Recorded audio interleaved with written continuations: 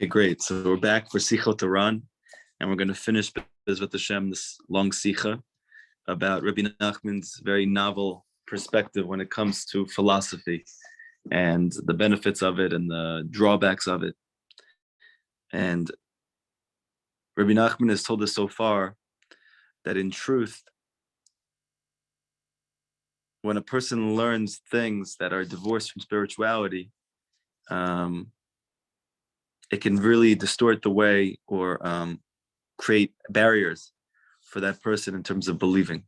Rabbi Nachman says elsewhere that whatever wisdom a person learns, that wisdom is life force. Like the pasuk says, "Chochma tichyeh."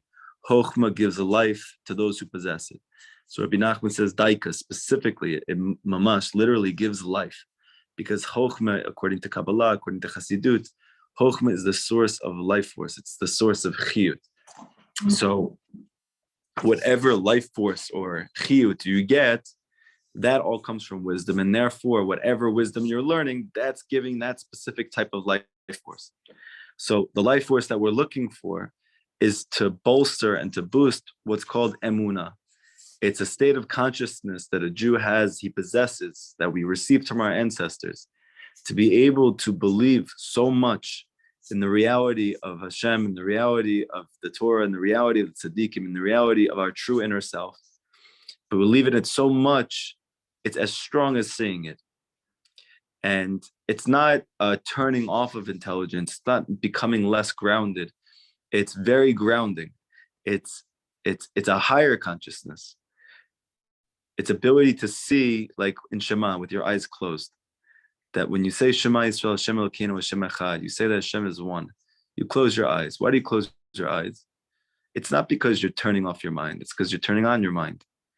Because when you look at the world and you look at the things that take place, everything seems to be chaotic. It seems to be disorder, and almost never more so than right now. But when a person closes their eyes, when a person takes a deep breath, they're able to see that really there is tremendous perspectives that are available based on whatever's going on. But your ability to access that, new ways to deal with life, new ways to grow, new ways to rise above challenges, new understandings of different events in your life. But that's only possible in some ways. That sometimes when you close your eyes, like Rabbi Nachman says elsewhere, that Hashem made it that when a person cries, he automatically closes his eyes. And a person knows that when he cries, he feels better usually after he's done crying. And they're going to attribute it to endorphin uptick from the crying, or it's a cathartic release, the stress relief, and all that's true. But Rabbi Nachman says something very deep. And that is that when a person cries, the reason why it's so healthy and it makes a person feel so much better after is because naturally when a person cries, his eyes begin to close. Because the Torah teaches that all pain and all suffering comes from perspective. And perspective is connected and related mostly to the eyes.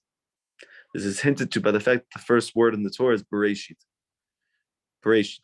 In the beginning, Hashem created Shemayim va'aretz, all of spiritual and physical reality. So the Tikkuni Zohar, which is a book, is literally only discussing different combinations of this first word. If you flip the letters around, a whole book just in the first word of the Torah, which is unbelievable. Hundreds of pages. And it's actually one of the deepest books, something Rabbi Nachman studied quite often, actually. So one of the ways that they explain the word Bereshit is if you flip the letters around, it's Roshe Bat.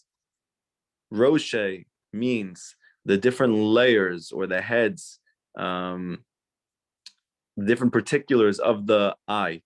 The bat, like we say in Tehillim, is bat ayin or tefillah.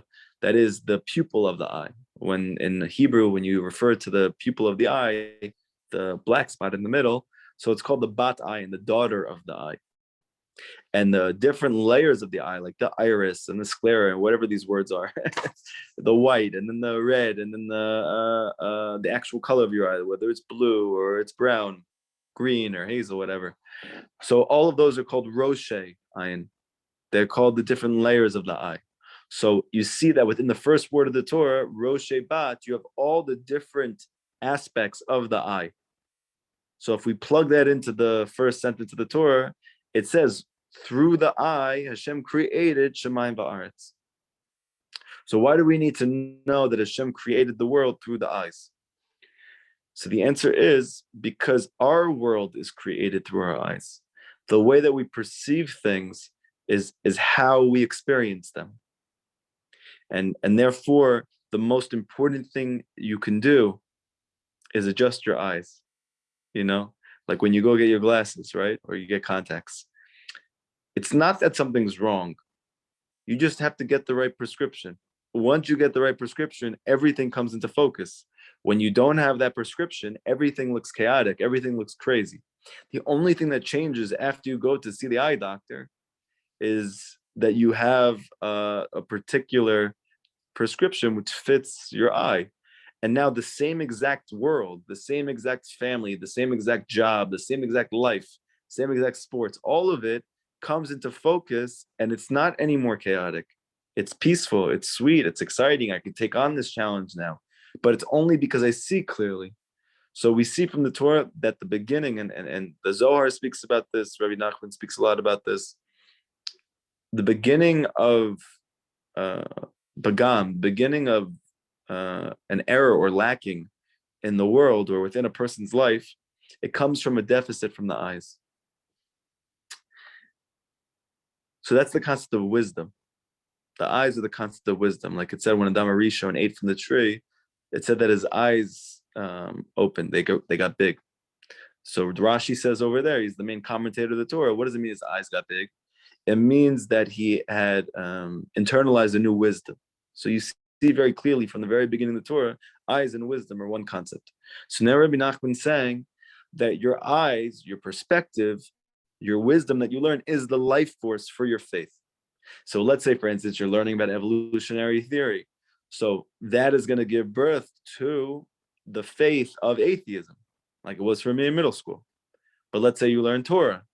So that Torah, which is a different type of wisdom, that Torah is going to give birth to the faith of the Torah, which is called Emuna, this super conscious state of existence in which I can believe so much, so clearly that it's like I'm seeing it. So Rabbi Nachman says that even when it comes to discoveries, the Rebbe said that all scientific discoveries and inventions, such as powerful weapons, machines, tools of various kinds, they all really come from on high. And without such inspiration, they could never have been discovered. So there's an unbelievable thing. He's saying that, in fact, even let's say when Albert Einstein finds his theory of relativity, or nowadays we come up with TikTok or some other form of technology, or let's say there's a new cure that comes out, Bezrat Hashem, for COVID, right? So all of these things, while they seem to just be coming as a result of progress and new information, new education, new facts, and then one person who's brilliant synthesizing all these things and coming to a new revelation, and then it works, that's all maybe what it looks like. But Rabbi Nachman is saying, in truth, everything since the beginning of time exists in potential. And when Hashem wants, and he's already determined it from the beginning, that thing is going to be found. It's going to be discovered. And the way that he does so is by dropping it into somebody's head, right? If you think about it, thought is a crazy thing, right? When you have an idea, you think, okay, I had that idea. That's my idea. Where did that idea come from? Why did you not have that idea 1 second ago? And why do you have that idea now? If you think about it, it's crazy. It's almost like thoughts pop into your mind out of nowhere. And according to Kabbalah, they do. It's called Chokhmah comes out. I forget the pasuk exactly, but the pasuk says that Chokhmah comes from ayin. It comes from nothingness. But in Kabbalah, ayin is referring to Keter, which is the crown, which is this super conscious, super rational state of godliness, which we refer to as the light of the Ein Sof, the light of the endless one. And that Hashem is drawing down thoughts, chokhmah, wisdom, from that place. It's popping into your mind from that place of super consciousness. But because it's called ayin, it's because it's unknowable. It's not because what's there isn't real. It's not because it's not the deepest level of knowledge. It's so deep, it's so high that it's hidden and it's unknowable. But when does it become accessible to you? When it drops into a thought in your head. So Rabbi Nachman is saying that even weapons or machinery, tools, the Enlightenment era, even if you look in the Zohar, that was written 2,000 years ago, it stated that in the 1800s, according to the English calendar, I'm not doing it according to the Hebrew calendar, just so it makes more sense for us, that in the 1800s, there's going to be a huge influx in technology, and wisdom is going to spread throughout the world, and it's going to give birth to new inventions. The Zohar said this 2,000 years ago. The exact year that it said it's going to happen 2,000 years ago was when the Industrial Revolution began, was when the Enlightenment movement began. And technology started to develop at a tremendous exponential rate in relation to what it had for thousands of years. How did the Zohar know that? And how did that actually happen? So if you look at those people, you're going to look on Wikipedia and you're going to find that people just had inventions. They were geniuses. They were brilliant. They came up with new inventions. But the real truth is that the sages knew thousands of years ago when that would take place. How do they know that? Because Hashem knew since the beginning. And when Hashem decides, he places this into people's heads, right? And the Zohar says, why is there a developing technology? Why are we growing so rapidly in this area of technology and in systems and in societies in a way which is like you can't even keep up with, all since the 1800s? And the reason has to do with Mashiach. It has to do with Geula. It has to do with redemption. That when you get close to the end, things start moving at an exponential rate. And it's not happenstance. That's a part of the final stage of this time period before we move into a complete new reality. And Rabbi Nachman says, when the time comes for an idea and invention to be revealed to the world, the necessary inspiration is granted to a researcher from on high. A thought enters his mind and it's thus revealed. And earlier scholars may have thought this idea previously, but it eluded them. Only when the time comes for a discovery or invention to be revealed is the inspiration granted to the scholar who's seeking it. Meaning, why is it that Einstein figured something out that they hadn't before? It's not because people didn't want to come up with that, or they weren't machavin, they didn't have intentionality that was in the realm or the atmosphere of that. They had. Hashem just didn't allow that specific thought, that concrete actualization of an idea to pop into anybody's head, and therefore it eluded them until it gave it to that person. However, inspiration comes from the place associated with the seeker. So Rabbi Nachman says, if he seeks only from chokhmot chitzoniot, external wisdom, wisdom which is divorced from spirituality, then his inspiration does not come from the realm of godliness. It comes from the sitra achra, comes from the other side. So just as an example, so it doesn't sound so abstract, Albert Einstein, he was a genius. He was also Jewish. And I think that there's theories, or maybe it's proven, that he had Asperger's. He was on the autism spectrum, which makes sense based on what we know about it. But when he was little, he used to go to an Orthodox school. And he just learned Torah. And when he got a little bit older, he was still a child, but they put him into public school, like most Jewish people. So he was just as smart when he was in yeshiva, but that intelligence was transferred from focusing that intelligence and utilizing it to cultivate spiritual ideas, and he was brought to public school. And then it was focused on science and math. Now, that sounds great, but ultimately, because he was so smart, and because Hashem popped, I guess, certain ideas into his head, he ended up making and inventing the concept of the atom bomb. Now, it's not that he had bad intentions, and it's not that Einstein wanted anybody to get hurt. It was just that all of his life force, all of the wisdom he was receiving was from chokhmat chitzoniut, external wisdom, wisdom which is divorced from spirituality. And as a result of that, the inventions that came from that are also in the same way. And when something is divorced from godliness, then it has a negative effect. So this same person goes to receives a secular education only, and then what does he turn into? It turns into an atom bomb, which threatens to destroy the world. And it was not because Einstein was bad. It's not because math is bad. It's not because science is bad. None of these things are bad. Everybody's good here. The issue is that when there is no Hashem, when there is no God, when there is no spirituality, which is also a part of the process, then everything degrades, everything becomes separate from its source. And that's where Chassidus says that negativity flows in, when things become disattached to its source.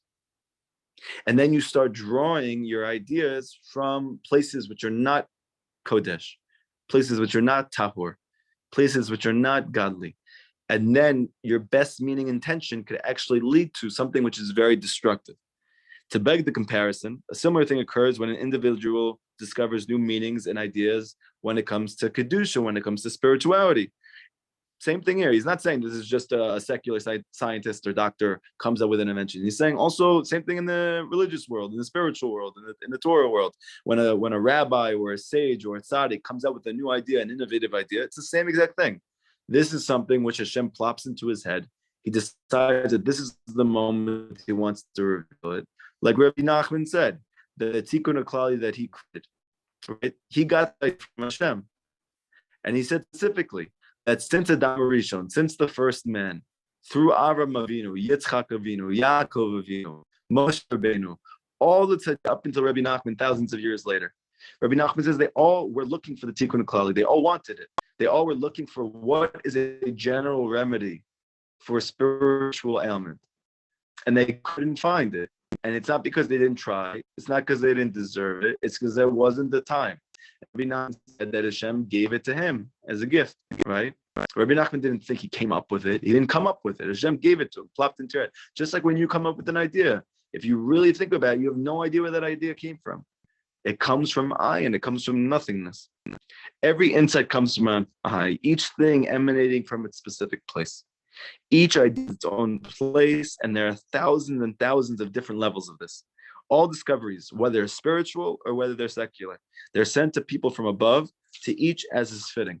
So I guess one thing that we should take from this lesson is that we should really be davening that there should be a real cure to, let's say, COVID. Because even if a scientist comes up with it or a doctor figures it out, it's only coming because Hashem's sending it from on high. And therefore, you could do your physical ishtadlut and obviously take care of yourself and be safe, and whatever that means for you and for your family. But then long term, or more generally or more broadly, we want an end to it. That means just like with tuberculosis, somebody came up with an invention. Just like scarlet fever, somebody came up with right? And with all of these different diseases that have come up over the course of time, somebody's come up with that idea. And Rabbi Nachman saying, it came from on high.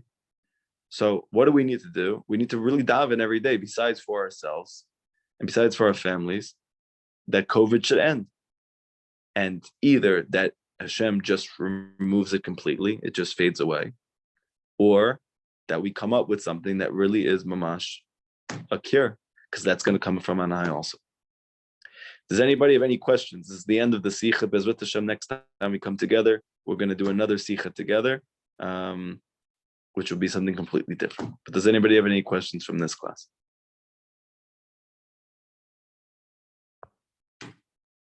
No? Okay, great. Everybody have an amazing night, and Bezrat Hashem, we'll see each other early this week with Hashem's help. Have a great day.